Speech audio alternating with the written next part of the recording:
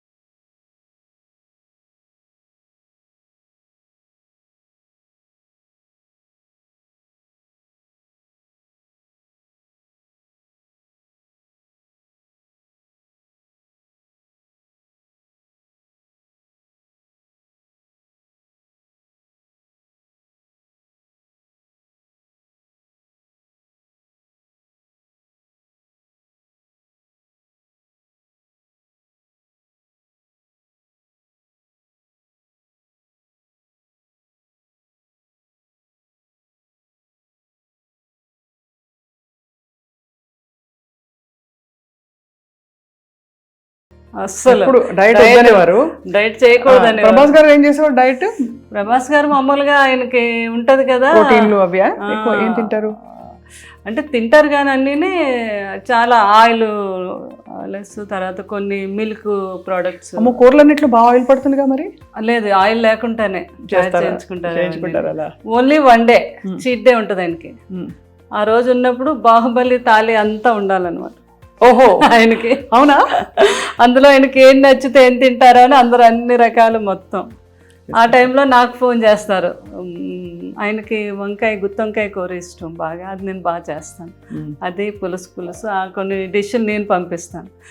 కన్నమ్మ ఈరోజు అన్ని డిష్లు ఎన్ని వచ్చినా నాకేమీ నచ్చలేదు, మీరు పంపించిన పులుసు వంకాయ కూర అదిరిపోయింది. అదే ఇంకా మీ మనసు నిండిపోతుంది మీకు. మరి మీరు డైటింగ్ చేస్తారా ఎప్పుడైనా? శ్యామలాదేవి గారు డైటింగ్ అంటే ఎన్నో సంవత్సరాల నుంచి నైట్ రైస్ తిన్నాను, ఏదో ఒక టిఫిన్. మధ్యాహ్నం మాత్రం బ్రౌన్ రైస్. బయటకు అది వెళ్ళినప్పుడు మాత్రం నో డైట్. సో ఇలా తీసుకెళ్లి గెస్ట్లని అక్కడ కూర్చునే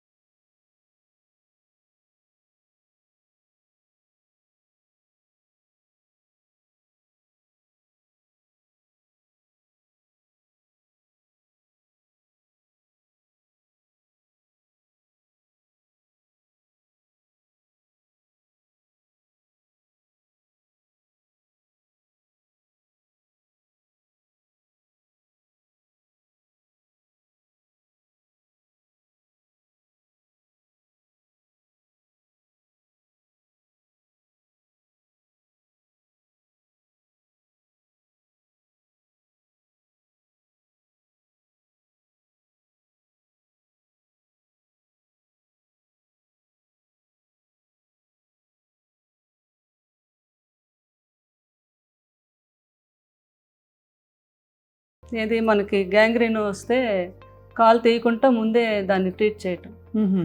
దాని కృష్ణరాజు గారు అన్నారు, మీరు ఎక్కడో లండన్లో చేస్తున్నారు కానీ మన ఈ ప్రాంతాల వారు అంతా లండన్ రాలేదు, అది కాస్ట్లీ వైద్యం కూడా, మన ఇద్దరం కలిపి ఒక ట్రస్ట్ పెడదాం, ఎవ్రీ ఇయర్ నా బర్త్డే రోజు పెట్టుకొని మనకు సాధ్యమైనంత ఒక 2 ఆపరేషన్లు 4 ఆపరేషన్లు చేయిద్దాము అని.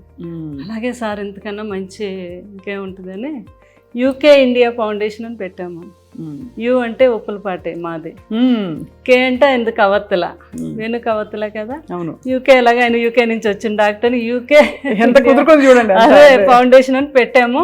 తర్వాత ఏమో కృష్ణరాజు గారు అన్నారు, నేను అపోలోకి మాట్లాడతాను సంగీతారెడ్డి గారితో, మీరు 6 monthsకి ఒకసారి అపోలోకి కూడా వచ్చి చేయాలి ఆపరేషన్స్.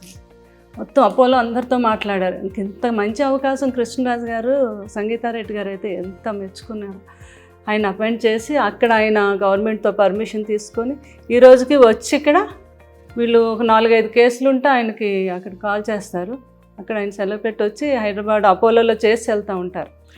ఇప్పుడు మరి ఎవరైనా చేయించుకోవాలంటే ఆయన కోసం ఎలా అపోలోకి వెళ్ళాలి?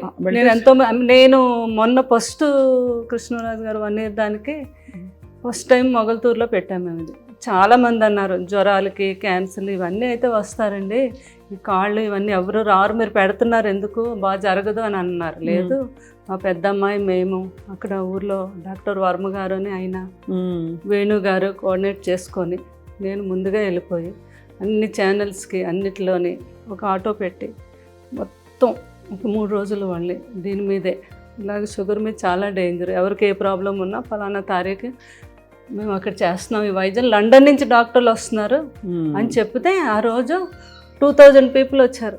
బాబా చాలా బాగా అరేంజ్ చేసాం మేము. అక్కడికక్కడే 20 మంది డాక్టర్స్ వెళ్ళాం. వేణుగారు ఇంకొక 2 డాక్టర్లు లండన్ నుంచి వచ్చారు, మాకు తెలిసిన ఒక డాక్టర్ దుబాయ్ నుంచి వచ్చారు, అపోలో వారు 4 డాక్టర్ని పంపించారు. ఇలా అంతా కలిపి 20 మంది డాక్టర్స్ అయ్యారు. చాలా అద్భుతంగా జరిగింది. ఫస్ట్ టైం కృష్ణరాజు గారు బర్త్డే రోజు January 20 చేసాము. అక్కడ ఒక 5-6 ఆపరేషన్స్ అక్కడే చేసేసాము.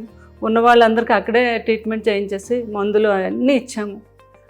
తర్వాత లేని వాళ్ళందరినీ అపోలోలో చేసామండి. దాన్ని ఇంకా పెద్దగా ఈ సంవత్సరం రేపు జనవరిని కూడా ఇది కంటిన్యూ చేస్తాం. యూకే ఇండియా ఫౌండేషన్ మీద చేయించుకోదగిన వాళ్ళందరికీ కూడా మన అపోలోకి మీరు కూడా చెప్పచ్చు ప్రేమ, అది స్వప్న గారు. ఎందుకంటే మీ అందరికీ తెలుసు ఎంతోమందికి తీసేశారు కాళ్ళు ఆ షుగర్ మీద. అయ్యో తెలుసండి, అవును మీకు తెలుసు కదా ఆ ప్రాబ్లం. అది మనం ఫస్ట్ టైము ఇండియాలో మనం చేయించింది మొగల్తూరులో. చాలా గొప్ప విషయం, అది మీరు కొనసాగిస్తున్నారు. ఇంకా బాగా కొనసాగించాలని గొప్ప వాళ్ళ సంకల్పాలు అలా కొనసాగుతాయి ప్రపంచంలో. మీ వంటి వారు ఆయన సహధర్మచారిణిగా నడిచారు కాబట్టి తప్పకుండా మీ ద్వారా చాలా మంచి పనులు వారి స్మరణలో జరుగుతాయని చెప్పి కోరుకుంటున్నాను. Thank you very much. మీ అందరూ కూడా బాగుండాలని నా ఆశీస్సులు, కృష్ణరాజు గారి ఆశీస్సులు ఎప్పుడు మీ అందరికీ ఉంటాయి. కృష్ణరాజు గారి అభిమానం అనుకున్న ప్రతి ఒక్కరికి కూడా లైఫ్ లాంగ్ కృష్ణరాజు గారి యొక్క ఆశీస్సులు ఎప్పుడూ ఉంటాయండి. అందరూ బాగుండాలి. Thank you so much Sarada Devi గారు. Thank you very much.